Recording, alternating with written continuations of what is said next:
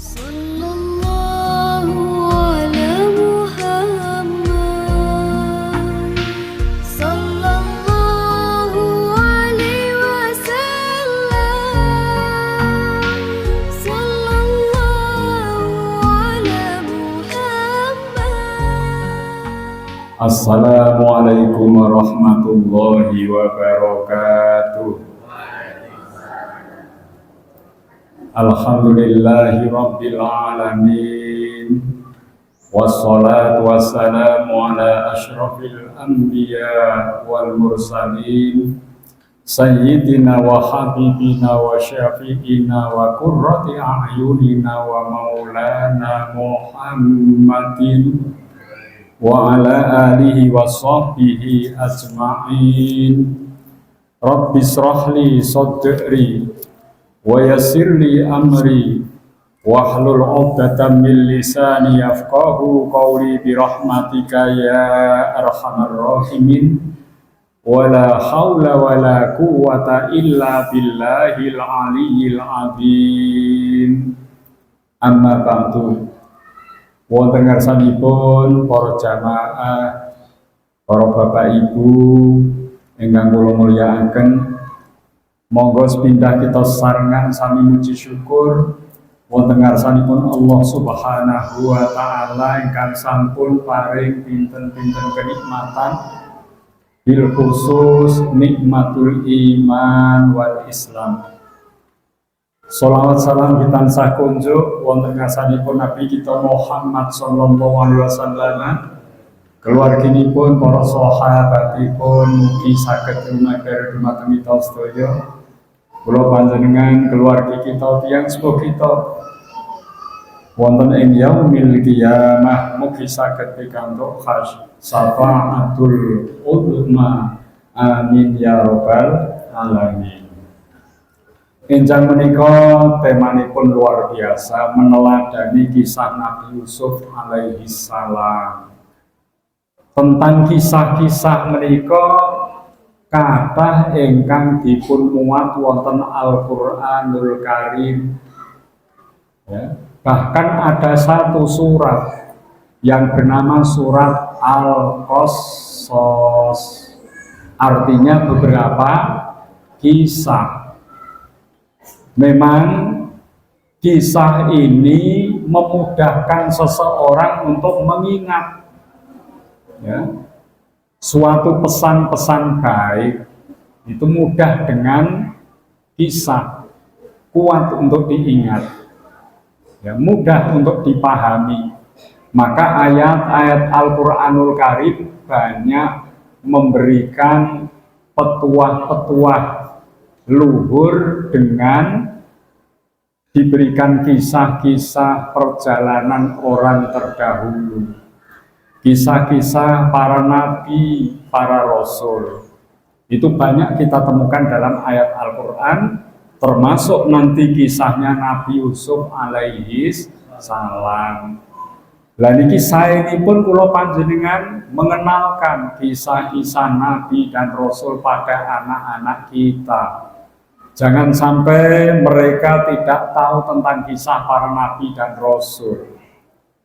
Karena nabi rasul yang dikisahkan dalam Al-Quran ini memberikan banyak pelajaran. Ada nabi yang diberikan Allah ujian cobaan berat, ya, sehingga dengan membaca kisah itu kita mendapatkan pelajaran. Kalau kita menghadapi kesulitan, kita menghadapi cobaan yang berat, bersabarlah seperti nabi-nabi yang pernah diuji Allah dengan kesulitan hidup. Ada nabi yang diberikan Allah berupa amanah, yaitu menjadi raja sekaligus menjadi rasul. Ya.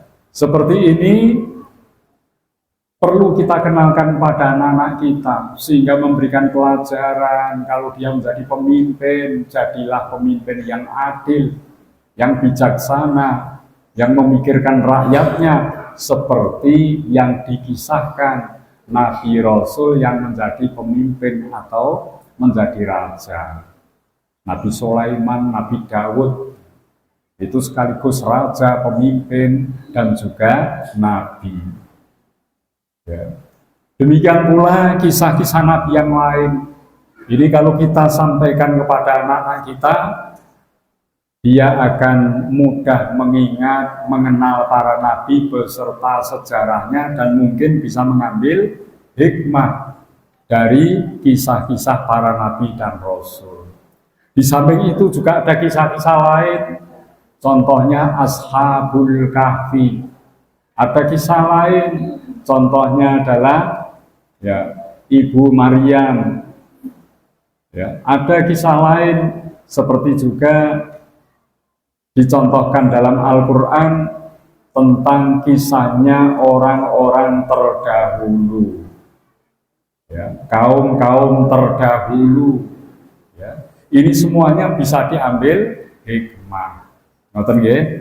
Nah, kisah Nabi Yusuf ini dimuat oleh Allah dalam Al-Quran surat Yusuf, surat yang ke-12. Mulai dari ayat 4, 5, terus sampai diurut sampai ayat 101. Ini panjang sekali. Ya. Tapi nanti akan disampaikan ringkas, dan setiap kejadian-kejadian bisa kita ambil hikmah.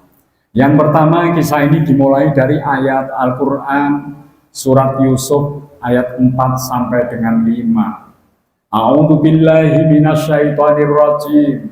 Idz qala Yusufu li abihi ya abati inni ra'aitu akhata asyara kaukaba wasyamsa wal qamara ra'aituhum li sajidin. Niki pertama Yusuf, Nabi Yusuf masih kecil, itu sudah bermimpi aneh. Apa mimpinya?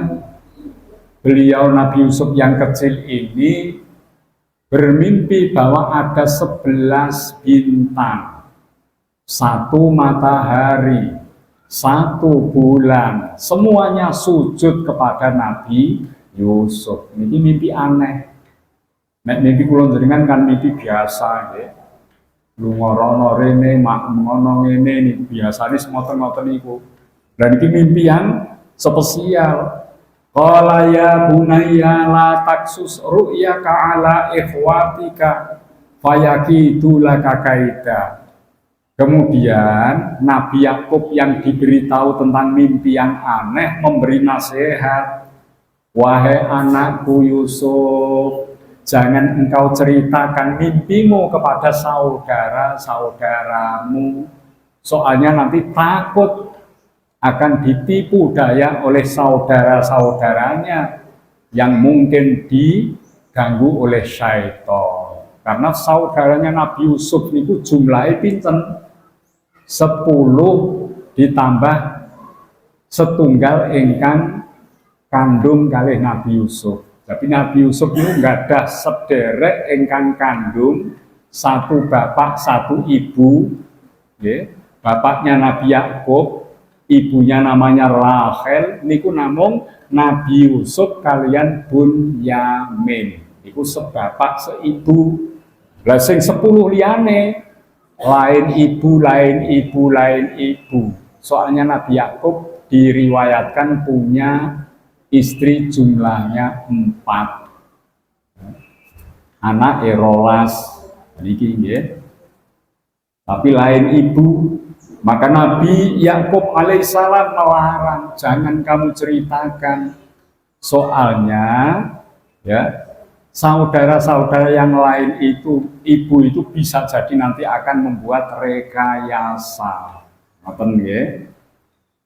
Lah sak sampunipun mimpi itu, Nabi Yakub alaihissalam menaruh sangat cinta kepada Nabi Yusuf. Sangat cinta pula kepada Bunyamin, adiknya. Karena apa? 2 anak ini memiliki pribadi akhlak yang baik. Akhlak yang apik nih 2 ini. Maka perhatian Nabi Yakub tertuju kepada 2 ini diistimewakan daripada anak-anak yang lain. Akhirnya membuat apa? 10 anak yang lain tidak suka dengan sikapnya Bapak Yakub mboten remen. Kok sing disenengi Yusuf, Bunyamin, kami semua yang bersepuluh tidak disukai. Dan iki kula jenengan nggih ngeten.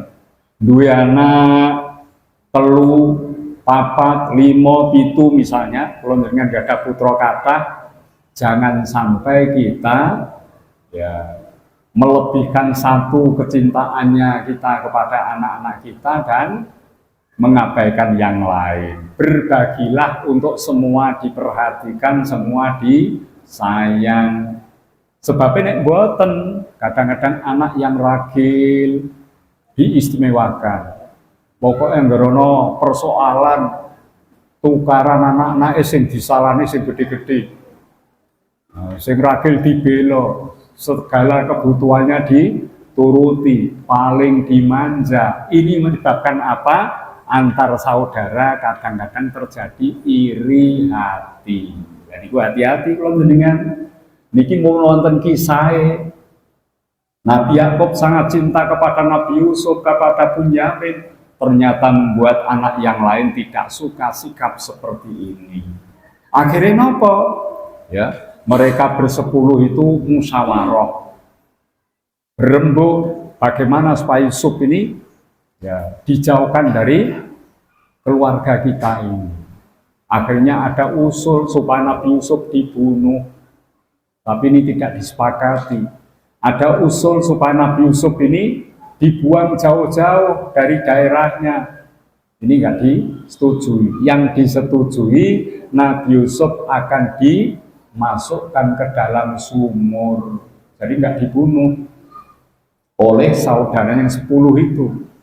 Akhirnya benar, saudara yang 10 itu minta izin kepada Pak Yakub, Bapak, kami minta izin untuk membawa Yusuf adik kami ya untuk diajak senang-senang di tempat yang jauh sana. Pertama nggak boleh. Nabi Yakub sudah curiga, mungkin ini akan ada hal-hal buruk yang dilakukan. Tapi akhirnya mereka meminta semua yang 10 itu. Akhirnya diizinkanlah untuk membawa Nabi Yusuf. Tapi Bunyamin boten diajak. Akhirnya benar, Nabi Yusuf dimasukkan ke dalam sumur yang dalam. Harapannya nanti sumur itu kan sering dikunjungi. Ada kafilah-kafilah lewat melintas di sekitar itu, pasti akan cari minum. Pasti akan menimba. Nanti Yusuf akan ditemukan oleh mereka. Kalau sudah ditemukan, dia pasti dibawa jauh dari kampung halamannya. Itu harapannya seperti itu. Kemudian saudara yang 10 ini membuat rekayasa. Bajunya Nabi Yusuf dirobek-robek, dilumuri darah. Darah hewan, binatang. Mereka mulai beraksi. Pulang menuju rumah menangis. Yusuf telah diterkam serigala. Kami berjuang untuk menyelamatkan, tapi hanya dapat bajunya yang berlumuran darah. Maka Nabi Yakub mendengar berita sedih itu, Nabi Yakub menangis terus-menerus. Walaupun dalam hati Nabi Yakub tidak yakin bahwa Nabi Yusuf diterkam serigala. Tapi itulah yang disampaikan oleh anak-anak yang 10 ini. Akhirnya bagaimana? Karena kecintaannya Nabi Yakub kepada Nabi Yusuf, nangis berhari-hari sampai matanya tidak bisa lagi melihat. Itu karena kecintaan orang tua kepada anak. Di mana-mana kula jenengan nggih ngoten. Punya rasa cinta yang tinggi kepada anak-anak kita itu maklum, karena dia adalah darah daging kita. Maka marilah kita semuanya dengan anak-anak kita memberikan bimbingan yang baik, nasihat yang baik, agar supaya kehidupannya lebih baik daripada kita. Niku akhirnya Nabi Yakub susah berhari-hari. Sementara Nabi Yusuf alaihissalam di dalam sumur berteriak, menangis, minta tolong, nggak ada yang dengar. Suatu saat setelah beberapa hari, kafilah melintas, ingin mencari air minum, maka diulurkan timba di dalam sumur itu. Ternyata ditarik berat. Ada apa ini? Ya, dilihat tidak kelihatan karena dalamnya sumur itu. Akhirnya setelah diulur dengan susah payah, ternyata anak yang masih berumur belia ini naik di timbo itu, terbawa keluar. Siapa kamu? Saya bernama Yusuf. Saya telah dimasukkan ke dalam sumur ini oleh saudara-saudara saya. Ini suatu kisah. Sedulur kadang-kadang ada iri hati, dengki, bisa jadi mencelakai. Ya. Nek apik ya ora kaya sedulur, nek wis kadung elek ya ora kaya sedulur. Kadang tangga iso apik padahal gak ora sedulur niku. Kanca saged sae. Ya, padahal tidak saudara, tapi nek kadung elek karo dulur niku kadang menyapa saja nggak mau. Ya, bersilaturahmi tidak lagi mau. Ya karena nggak cocok itu tadi. Nah, ini sebuah kisah.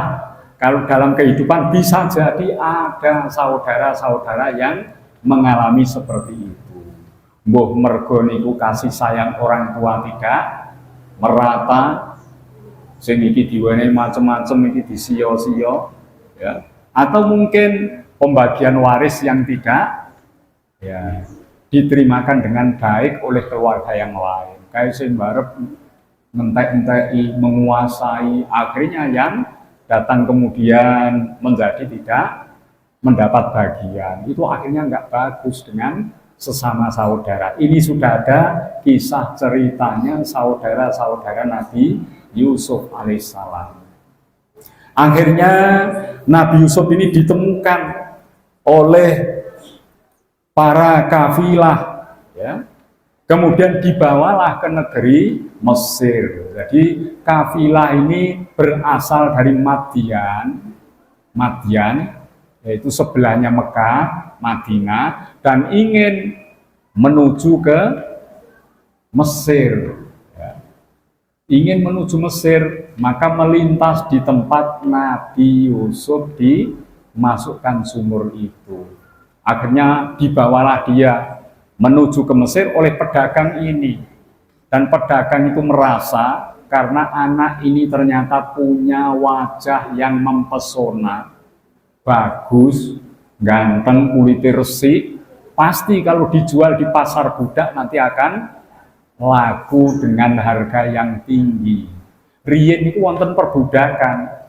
Manusia ini yang menjadi budak dijual belikan dan diperlakukan seperti hewan. Disuruh kerja, diberi makan, pakaian seadanya tanpa diberi hak untuk merdeka. Jadi tidak punya hak milik. Budak betul nggak ada hak milik. Dan bisa dijual belikan. Akhirnya Nabi Yusuf ini dihantarkan ke pasar budak.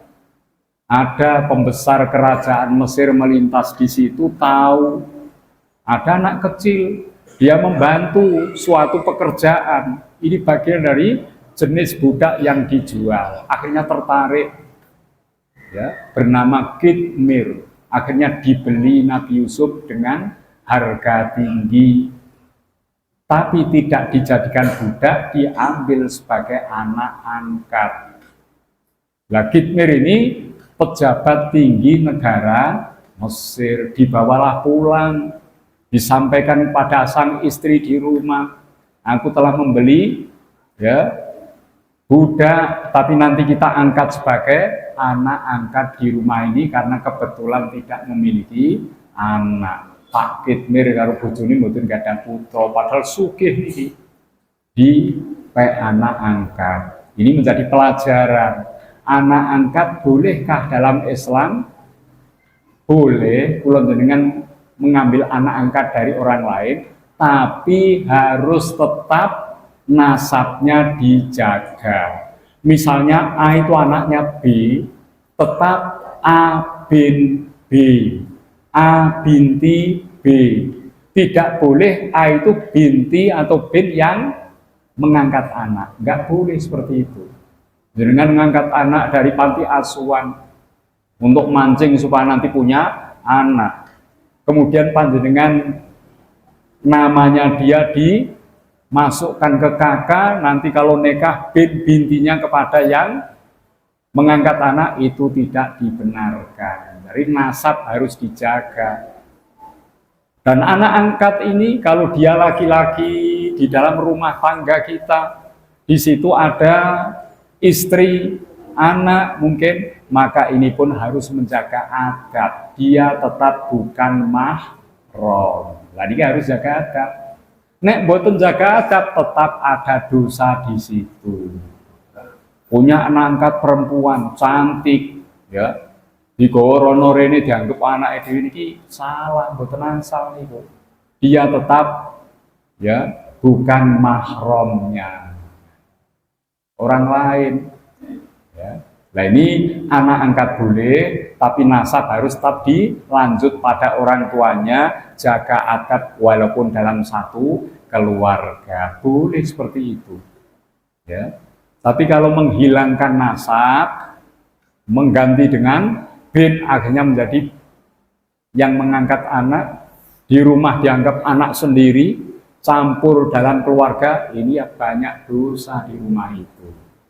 Dan niki nggih. Lah setelah itu ada kasus niki.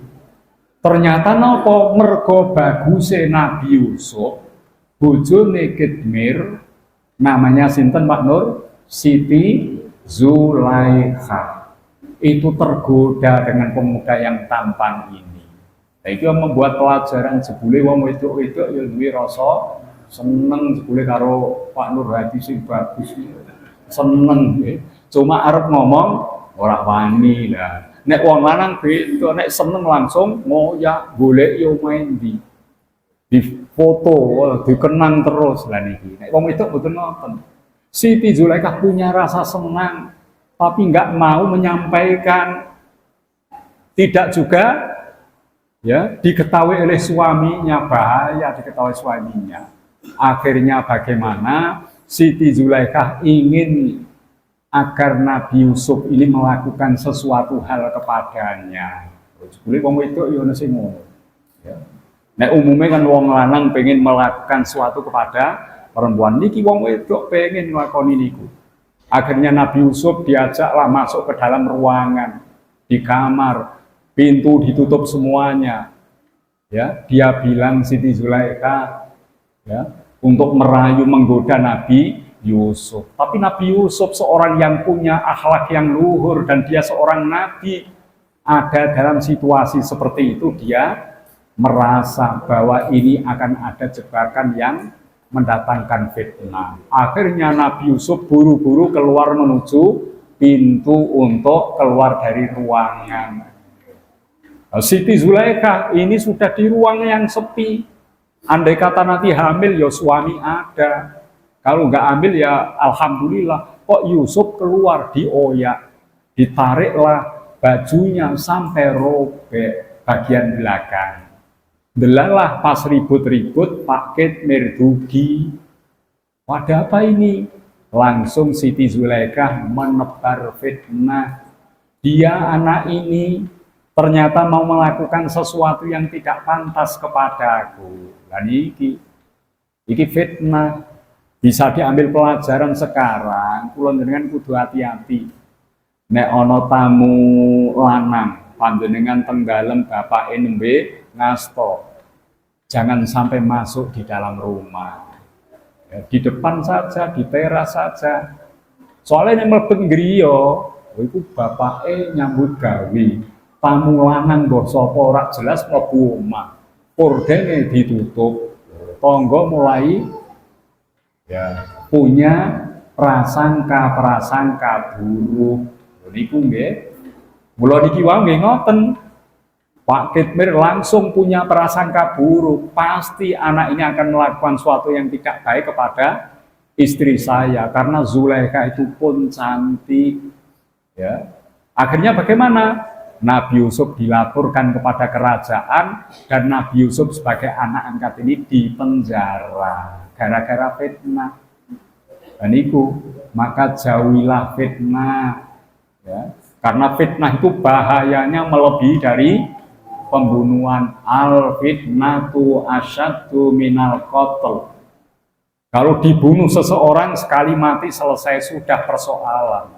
Tapi fitnah ini dilancarkan fitnah, bukti tidak ada, banyak orang membahas, banyak orang menyebarluaskan, namanya menjadi buruk. Di penjara Nabi Yusuf karena tuduhan ini. Akhirnya sak sampune mlebet penjara, ada 2 orang pegawai kerajaan Mesir yang bersalah. Zaman biyen raja Mesir nggih raja-raja Jawa nggih sami. Niku nek badhe dahar dimasake oleh tukang masak ya. Niku wonten tukang icip. Istilahnya sebelum dimakan oleh raja kerupuke diicipi kalih tukang icip niku wau.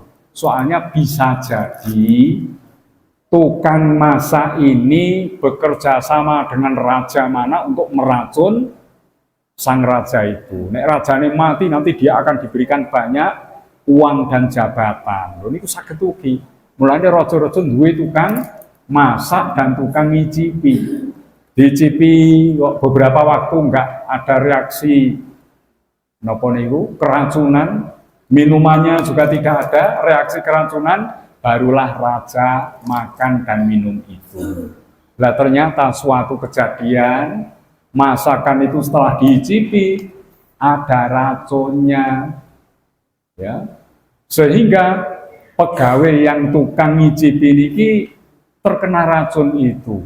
Maka orang yang masak dan orang yang membuat minuman dipenjarakan 2 ini. Ya, satu penjara dengan Nabi Yusuf di Mesir. Akhirnya 2 orang ini bermimpi. Saya bermimpi membuat minuman dari anggur dan saya hidangkan kepada raja. Saya bermimpi yang satunya, saya nopo niku membawa roti gandum dan roti itu dimakan oleh burung.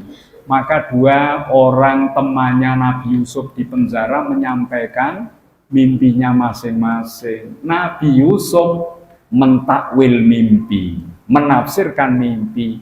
Kowe sing tukang gawe minuman, kamu nanti akan dibebaskan karena kamu sebetulnya tidak bersalah. Kamu yang bawa roti, mimpimu itu kamu adalah yang melakukan kecurangan, yang salah, nanti kamu akan mendapatkan hukuman yang berat dari kerajaan. Niku takwil mimpi, dan itu benar. Tidak lama dari proses mimpi itu, yang satu dipanggil keluar karena tidak terbukti bersalah, yang satu dihukum berat.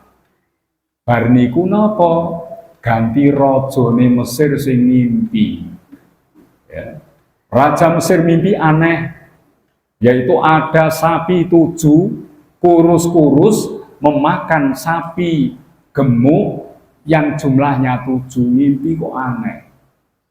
Ada gandum, ya, 1 tangkai jumlahnya 7, yang satu kering kuning kemerahan, yang satu hijau. Semua rakyat yang ahli mimpi ditanya apa maknanya ini. Soalnya mimpi itu tidak hanya 1, 2, 3 kali, berkali-kali judulnya sama. Terus niki nggih saged dipendet pelajaran. Kula jenengan kadang-kadang mimpi itu memang suatu pertanda yang akan kita alami. Bisa jadi begitu. Syaratnya niki 3 paling boten nggih. Kula jenengan wis turune angkles, wis angler, wis morok nang ngeten nika, berarti turune wis napa? Betul-betul yang sudah jenak seperti itu, ini tandanya. Kemudian yang kedua mimpi, dan mimpi itu seperti kenyataan. Nah, ini syaratnya ini nggih. Dan yang ketiga, setelah bangun dari mimpi, jenengan langsung kemutan impian niku wau.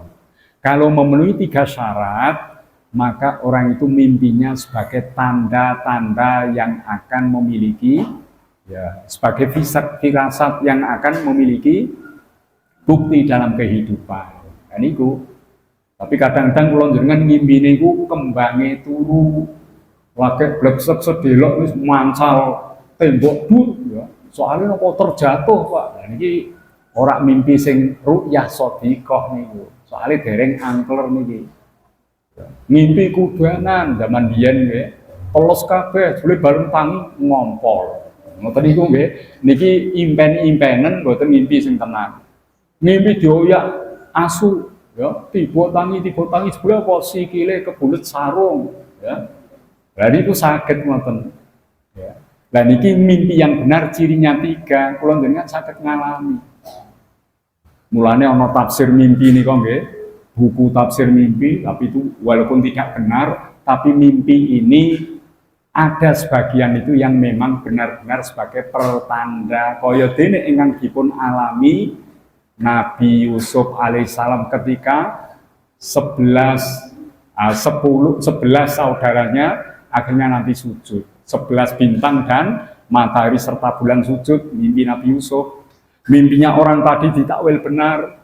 Akhirnya raja itu diberitahu oleh orang yang dibebaskan dari penjara. Saya punya teman di penjara, Yusuf namanya. Dia mentakwil mimpi kami dan dua-duanya benar. Maka sang raja akhirnya memanggil Nabi Yusuf. Coba takwil mimpiku, mimpi yang aneh ini. Sang raja menyampaikan mimpinya. Rajanya niku naminipun Ar-Rayyan bin Al-Walid. Niki sakderenge raja Firaun niki nggih. Sakbare niki naminipun Firaun. Niki dereng Firaun niki. Ar-Rayyan bin Al-Walid, ya.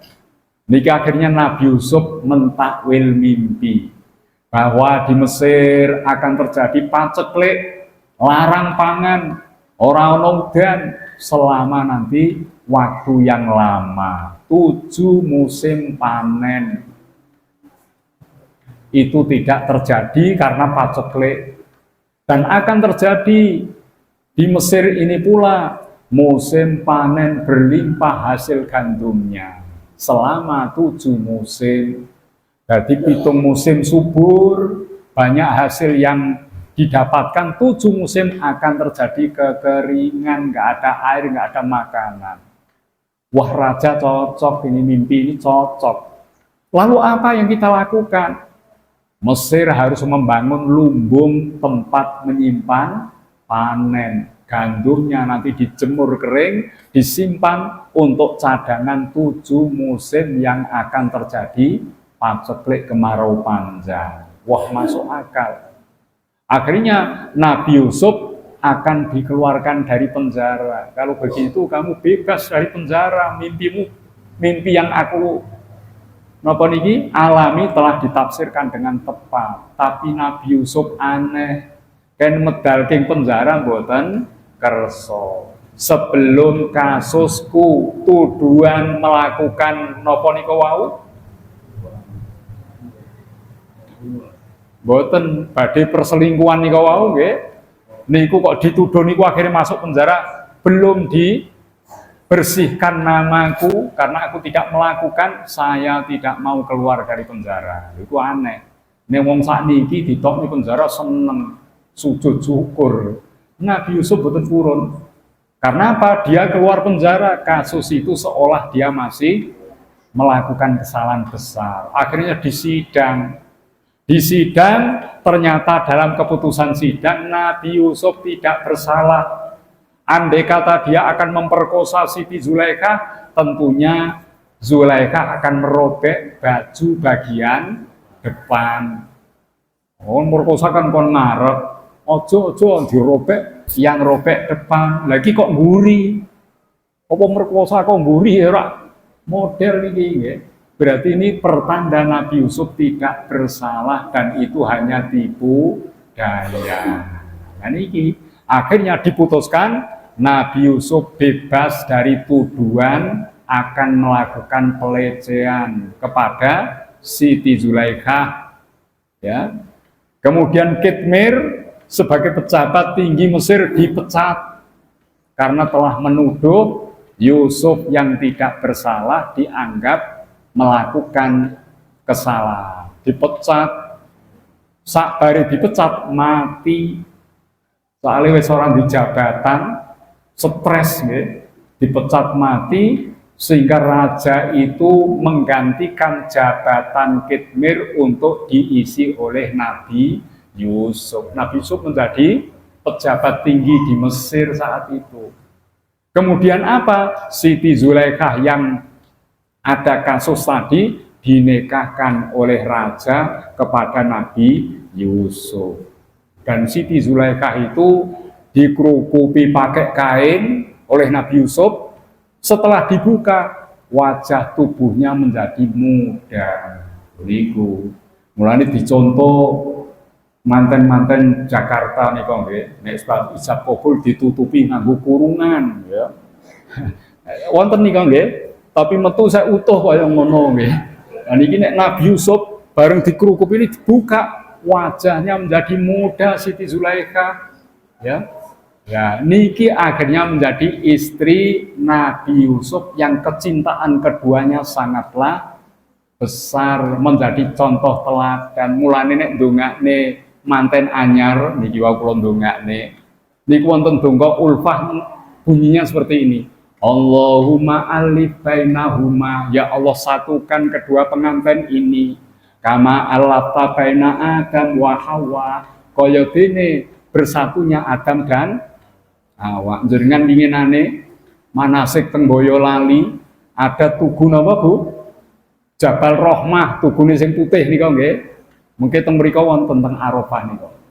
Lah niku Adam Hawa bertemu setelah 300 tahun berpisah, ketemu dari kejauhan. Adam tampak dari kejauhan sana, Hawa tampak, saling menjerit histeris. Adam Hawa wes wah, ketemunya di Jabal Rohmah. Nah niku kama alaf baina Adam wa Hawa wa alif bainahuma kama alaf baina Ibrahim wa Siti Sarah wa alif bainahuma kama alaf baina Yusuf wa Zulaikha wa alif bainahuma kama alaf baina Sayyidina Muhammadin sallallahu alaihi wasallam wa Khadijatul Kubra wa alif bainahuma kama alaf baina Sayyidina Ali wa Fatimah Zahra. Nah niku nggih, niku doa ulfah sering kita dengar kalau pernikahan. Tapi ibu-ibu mbiyen pernikahan wis seneng ana bojo sing arep niki sakire donga ular-ular wis ora dirungokne blas nggih.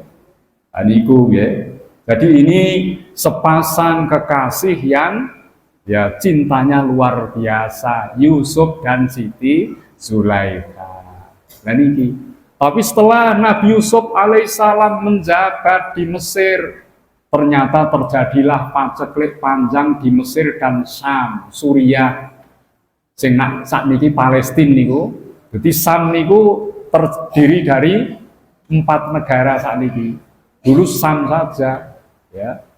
Sakniki wonten ya Syam atau Suriah, kemudian Palestina, kemudian napa Pak? Libanon, ya. Kemudian lagi kan Yordania, lah niki sakniki. Niku riyen sedaya naminipun Sam. Bapak Yakub, Nabi Yakub, disitulah tempat kelahirannya.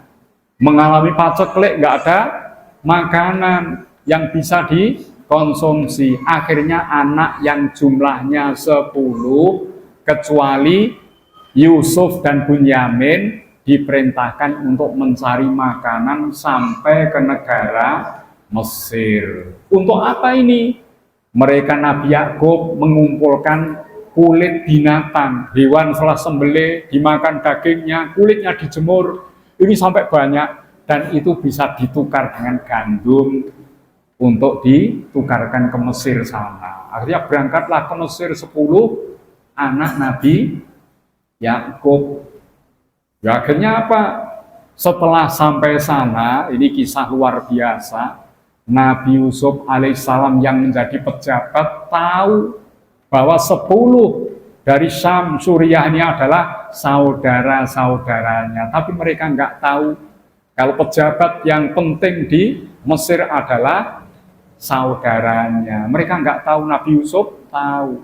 Akhirnya gimana? Dicari-cari. Mana yang bernama Bunyamin yang saya cintai. Ternyata Bunyamin tidak ikut dalam rombongan. Nah, untuk supaya saudaranya membawa Bunyamin bagaimana?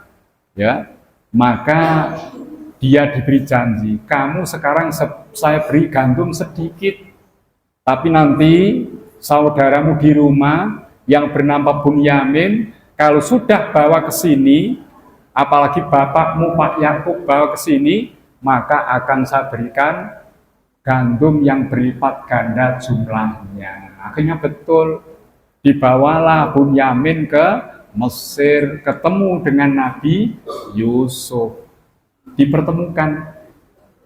Akhirnya apa?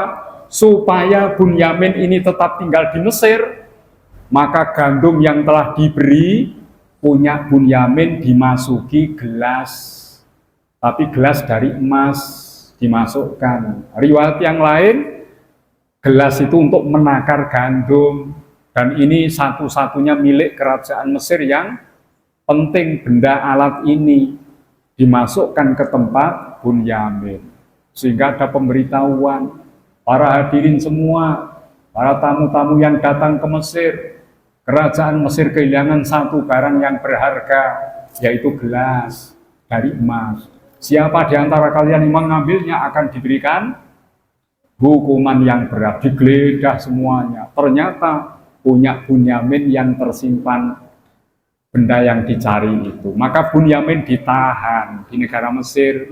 Saudara yang 10 suruh pulang. Nah, inilah taktik Nabi Yusuf untuk ketemu Bunyamin. Setelah ketemu, saudaranya pulang, diberitahu saudaranya, kalau kamu kesini membawa bapakmu, ya, maka ya aku akan bebaskan Bunyamin. Akhirnya Bunyamin diberitahu bahwa ini adalah kakaknya Yusuf. Akhirnya mereka tinggal di Mesir dengan kesenangan. Suatu hari datanglah kelompok saudara-saudaranya. Setelah ketemu, lah kok Yusuf tambah baik dengan Bunyamin.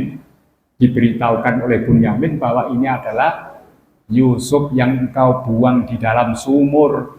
Dia mengalami nasib yang baik menjadi pembesar, pejabat yang penting di negara Mesir. Akhirnya bagaimana? Ajaklah bapakmu ke sini, ibumu ke sini, ya. Akhirnya saudara 10 itu mengajak bapak ibunya Pak Yakub dan istrinya datang ke Mesir, sujud di hadapan Nabi Yusuf alaihi salam. Ini tepat dengan tadi yang dibaca surat Yusuf ayat 4, bahwasanya Nabi Yusuf pernah mimpi 11 bintang sujud kepadanya, ditambah 1 matahari 1 bulan. 1 matahari adalah Yakub bapaknya, 1 bulan adalah ibunya Rachel namanya, sujud di hadapan Nabi Yusuf. Ya, yang berikutnya 10 ditambah 1 Bunyamin adalah saudaranya. Jadi mimpi ini tepat nih. Lah kok sujud ke Nabi Yusuf niku napa mboten musyrik? Zaman riyin seperti itu dibolehkan. Sebelum syariat Nabi Muhammad turun, seseorang berterima kasih pada orang lain dengan cara sujud. Sing isih nglakoni tenggene India. Kula njenengan ndelok film India niku kan nonton nggih. Wah, ini ditolong karena jasanya yang luar biasa, orang itu sampai sujud di hadapannya. Sebelum disuruh bangun, dia tidak akan bangkit dari sujud. Nah, seperti itu. Sehingga mimpinya benar. Akhirnya dipertemukanlah Nabi Yusuf dengan ibunya, dengan bapaknya, dengan saudaranya. Semuanya yang dulu telah merekayasa untuk mencelakainya. Tapi karena Nabi Yusuf punya hati yang luhur, Nabi Yusuf memohonkan ampun kepada Allah dan memaafkan saudara-saudaranya. Nah, itu menjadi pelajaran untuk kita. Kalau kita bersalah kepada orang lain, jangan enggan untuk minta maaf. Kalau ada orang lain bersalah kepada kita, jangan menutup hati untuk tidak memberi maaf. Karena manusia itu tidak ada yang sempurna. Ya mesti wonten salahe. Maka hati kita harus membuka memberi maaf, dan kita pun harus meminta maaf jika ada kesalahan. Ini kisah yang sangat indah, kehidupan, perjuangan Nabi Yusuf alaihissalam, bisa kita ambil banyak hikmah dari kisah ini. Kalau dari Al-Quran lebih panjang lagi, sampai ayat 101 mengisahkan hal seperti ini. Terus ngoten nggih, niki sementara dumugi mriku riyin, setelah ketemu ini kisahnya selesai ya. Berikutnya ya Nabi Yusuf mungkin nggih napa memiliki pengaruh tenggene Mesir, sampai banyak nanti orang-orang Bani Israel ikut di Mesir. Akhirnya zaman Raja Fir'aun, pengikut-pengikut Nabi Yusuf yang dari daerah Palestina Sam niku dikenal dengan Bani Israel, itu ditindas oleh Fir'aun. Setelah itu Allah mengutus siapa? Nabi Musa alaihi salam membebaskan Bani Israel dari penindasan Fir'aun. Itu berlanjut pada kisah berikutnya. Sementara ngeten, monggo menawi wonten pertanyaan-pertanyaan nggih. Pertanyaan boleh tentang kisahnya Nabi Yusuf, bisa juga pertanyaan yang lain. Monggo nggih. Niki pertanyaan yang pertama. Seringkali kita di WA itu ada salam yang diucapkan oleh seseorang di grup ya biasanya. Apakah semacam ini cukup dijawab dengan stiker? Stiker sing wis ana tulisannya apik nih kok, kirim ngoten niku. Apakah semacam ini memenuhi syarat untuk menebar salam dan menjawab salam? Pada hakikatnya salam yang ditujukan oleh seseorang kepada banyak orang di grup ya, kalau itu ditulis sendiri, Assalamualaikum warahmatullahi wabarakatuh, ini juga mewakili salam yang terucap dari lesan. Tapi nek mong stiker wong ngirim stiker ini orang Bu tidak membaca stiker kirim mawon, tapi nek ngetik niku kan Assalamualaikum, kan ono niki ne jempolnya main, atine ya melu niku. Berarti ini kalau diucapkan dengan stiker ya, ini tidak menjadi kewajiban untuk dijawab, karena stiker itu ya niku wau mboten wonten istilahnya aktivitas secara langsung ya, hanya kirim jawabnya yo kirim niku. Tapi meskipun demikian, stiker yang salam dijawab salam ya api mawon timbang ngirim stiker sing elek. Ngirim stiker karo mangap karo ngene iki kan ya elek. Daripada situ ya stiker niku mboten napa-napa. Kadang-kadang innalillahi wa inna ilaihi rajiun, ana kematian dengan share pokoke wae iki share tanpa sama sekali kita menyadari tentang kalimat itu. Ya kurang bagus. Sing apik ya panjenengan kula ngetik dhewe. Innalillahi wa inna ilaihi rajiun, ya, ikut mendoakan semoga almarhum diampuni dosanya, diterima amal baiknya.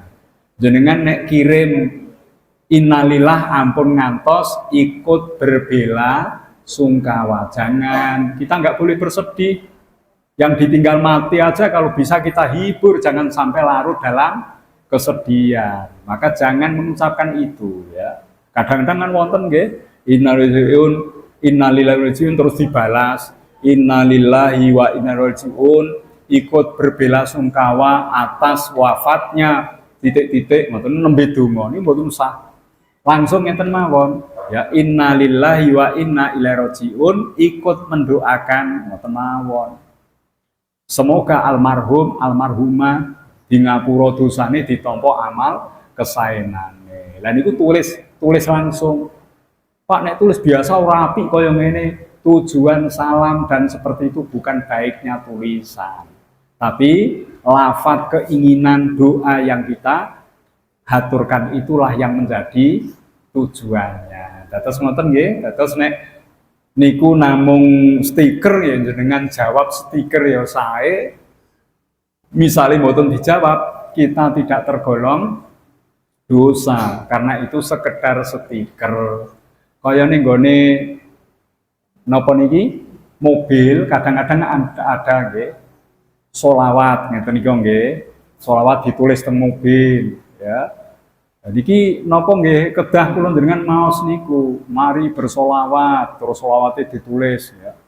Karena itu bukan ajakan secara lisan secara langsung, itu tidak wajib bagi kita untuk menjawabnya. Tapi nek wong niku langsung Allahumma sholli ala Muhammad ya. Nabi Muhammad sallallahu alaihi wasallam kula dengan kudu njawabi. Ya, ngoten nggih. Nek nggone mobil kan sering wonten-wonten. Ya apa ya selawat kudu dianu terus, ketok terus kok. Niki mboten usah di ya, jawab ya. Kecuali itu disampaikan secara langsung atau mungkin tulisan yang ditujukan pada kita secara langsung. Selajengipun monggo.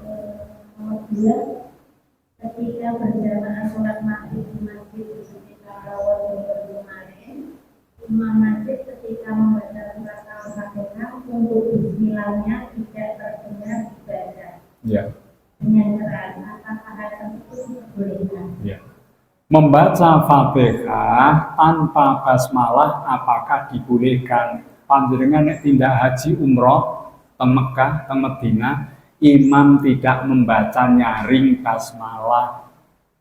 Allahu Akbar, setelah sejenak membaca doa iftitah, Alhamdulillahirabbil alamin. Boten-boten bismillah. Semacam ini bagaimana? Padahal Fatihah itu 7 ayat, sab'ul masani. Nek ra diwaca pripun? Ini ada 2 pendapat. Pendapat yang pertama, termasuk yang mayoritas diikuti di Indonesia, Fatihah itu harus dibaca awalnya basmalah dengan jahr. Iki teng Indonesia kebanyakan ikut ini. Nek tenggene mriko diwaca tapi dengan sirri pelan. Bismillahirrahmanirrahim tidak terdengar. Baru alhamdulillahirabbil alamin. Ada lagi satu imam, itu Imam Ahmad kelihatannya, tidak membaca basmalah tidak mengapa karena basmalah bukan bagian dari ayat Al-Qur'an. Ngoten pendapate. Mulane tenggene Al-Baqarah ya ana bismillah, Al-Imran, An-Nisa ana bismillah kecuali Al-Bara'ah At-Taubah enggak ada. Jadi dianggap basmalah di Fatihah itu juga berlaku bagi surat lain dan itu tidak dibaca pun tidak masalah. Nah kula jenengan setelah paham ini berarti sing nika wau Pak Imam boten maos basmalah sama sekali, sirri tidak, jahar tidak, ikut paham yang ketiga ini. Apakah boleh? Itu sebuah paham. Boleh. Tapi mayoritas di negeri kita menggunakannya. Ada sebagian keras, sebagian dibaca pelan. Ngoten nggih? Ya, sampun. Bolehkah menjalankan sholat sunnah tidak membaca doa iftitah?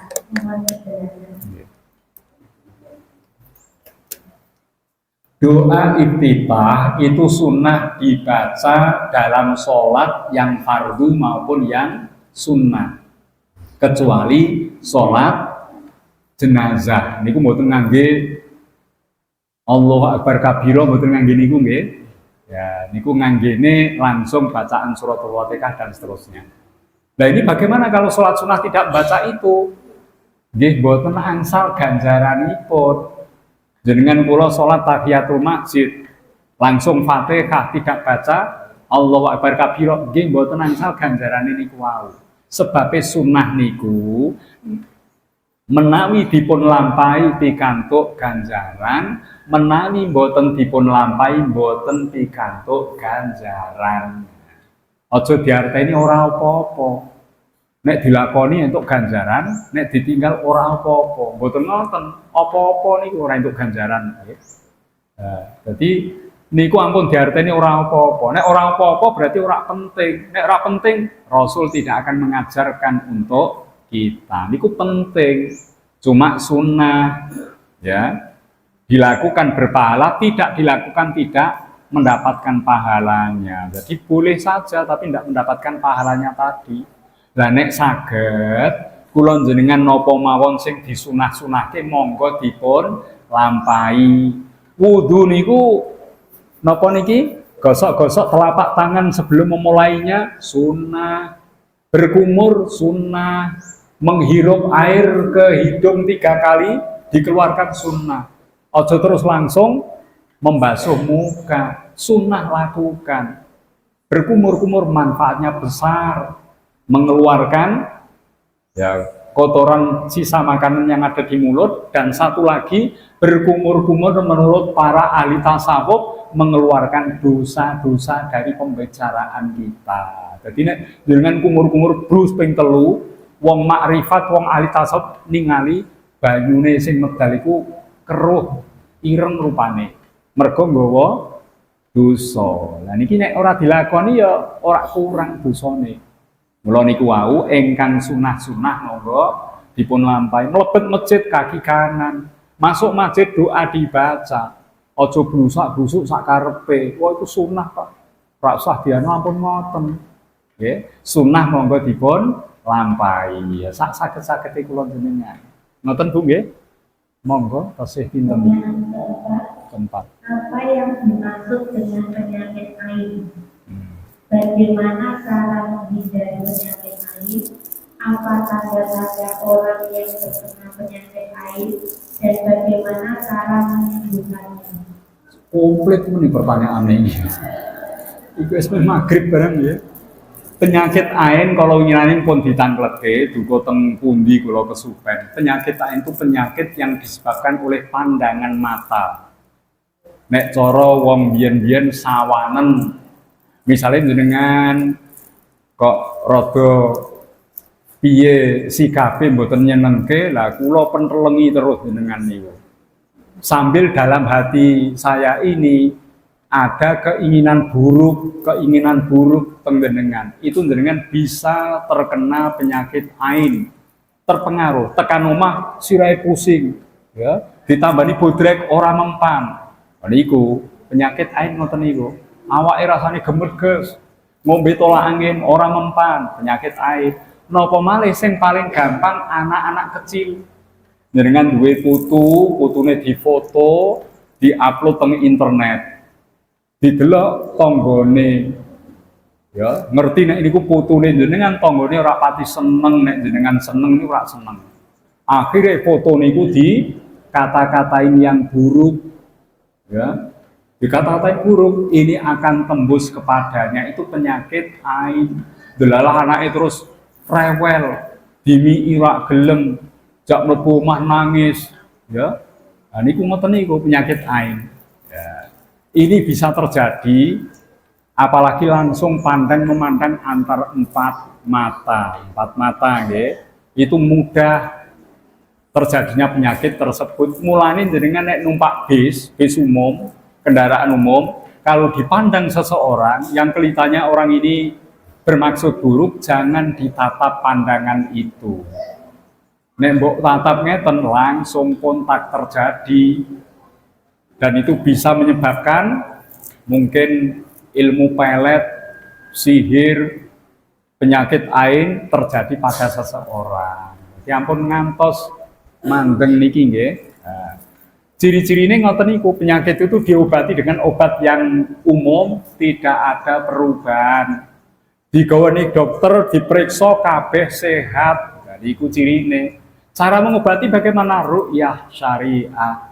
Dibacakan ayat-ayat ruqyah, kulhu, falak, annas, dan ayat yang lain. Ayat kursi boleh, yang lain boleh. Boleh diberi makan 7 kurma ajwa. Iku carane. Niki kurma sing larang, rupane ireng ana bathik-bathike nika. Niku sing murah ya cilik, sing larang gede-gede. Niku kurma ajwa, 7 kurma bisa menjadi penangkal. Saged ugi mandi dengan daun bidara. Kula gadah nek jenengan butuh, ya. Nanti mandi di air itu dikasih daun bidara pakai mandi. Saged ugi, ya, penangkal itu dengan mandi di laut. Adus ini laut nyilem dengan membaca Subhanallah, alhamdulillah, la ilaha illallah, Allahu akbar, la haula wala quwata illa billah. Sak kuat-kuate baru mejungul ping 3 ya. Ngono meneh. Karena laut itu sebagai penetralisir gangguan-gangguan jin. Ya, ngoten nggih. Ngoten entawisipun. Itu cara menangani. Terakhir, Bu. Yang terakhir, apa hukumnya seorang muslim yang punya prasangka buruk terhadap muslim yang lain? Misalkan berbeda amalan, contoh membaca doa kunut atau tidak, melakukan tahlil, sehingga sesama umat muslim tidak saling bersama. Seperti itu mestinya tidak boleh terjadi. Perbedaan dalam mengamalkan ajaran Islam ini rahmat. Ya, rahmat itu yang biasa kunut dia lakukan, ini adalah ajaran Rasul kepada Sayyidina Ali, kita ikuti. Makna doanya pun tidak buruk. Allahumma hdini fiman hadait, ya Allah berikan aku petunjuk sebagaimana hambamu yang telah engkau beri petunjuk. Bagus doa itu kita lakukan. Yang lain karena tidak mendapat pelajaran tentang itu tidak pakai, kita hargai.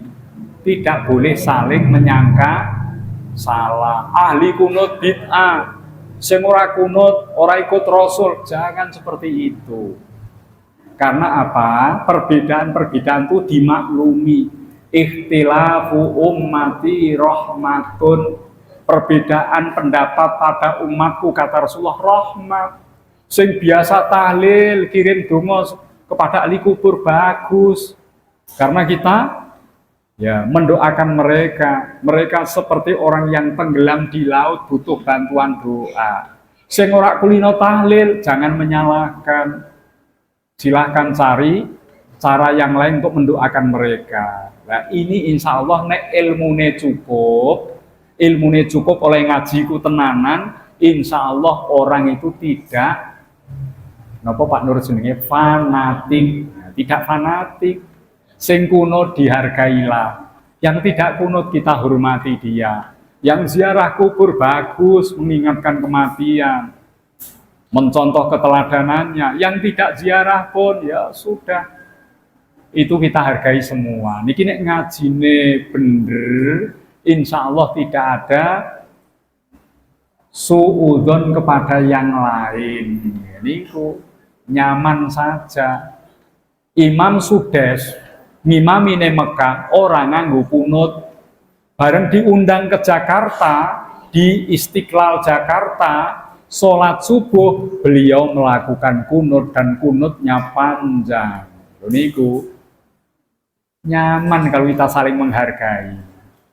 Ngoten mawon nggih, mboten usah fanatik. Mboten usah fanatik dalam perbedaan madhab. Ngoten nggih. Antar madhab yang ada itu juga saya. Imam Hanafi, Imam Maliki, Imam yang tidak berkunut itu pun menghargai bila ada orang lain melakukannya. Nek jenengan belajari sampai detail, insya Allah akan memaklumi hal itu. Nek belajari mung hanya dari satu pihak akhirnya fanatik. Nek wis fanatik menjadi orang yang berpikir napa istilahnya radikal. Nek wis radikal dadi wong sing istilahnya teror. Radikal akan menteror orang lain. Iki ora padha karo amalanku diteror. Nah, pelakunya namanya teroris niku. Sing nganggep ora kaya dekne niku salah. Nah, niki pengetahuan yang sempit, kita nggak boleh begitu. Ini terakhir ya, ada kasus begini. Nabi niku nate sahabatnya wadul. Setelah sahabat yang dua itu ada di tengah laut, ternyata azan dikumandangkan. Yang satu saya menggunakan air laut untuk wudhu, akhirnya dia sholat segera. Yang satu saya nggak wudhu dengan air laut nggak bisa dipakai bersuci. Setelah sampai darat saya akan wudhu. Dua hal disampaikan kepada Rasul. Rasul tidak menyalahkan dan membenarkan satunya. Kamu yang wudhu dengan air laut itu suci dan mensucikan, sah.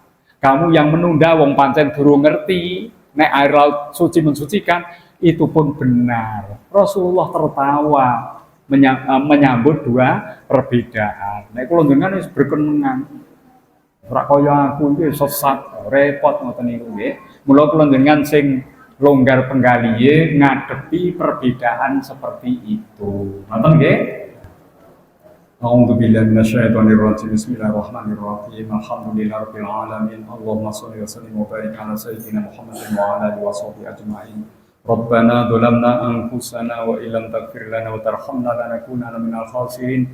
Rabbighfirli wa liwalidayya warhamhuma kama rabbayana shaghira. Allahumma inna nas'aluka ilman nafi'an wa amalan mutaqabbalan wa rizqan halalan thayyiban mubarakan. Allahumma ja'alna wa auladana wa ahlana wa jama'atana min ahlil ilmi wa alil khairi wa alil Qur'an wa la taj'alna wa iyyahum min ahli syarri wa ghairi tubyan. Rabbana taqabbal minna innaka antas samiul alim wa tub alaina ya maulana innaka antat tawwabur rahim. Rabbana atina fid dunya hasanah wa fil akhirati hasanah wa qina adzabannar. Walhamdulillahirabbil alamin. Saking kula mbok bilih anggen matur wonten kekirangan nyuwun pangapunten. Wallahul muwaffiq ila aqwamit thoriq. Wassalamu alaikum warahmatullahi wabarakatuh. Allahumma shalli wa sallim ala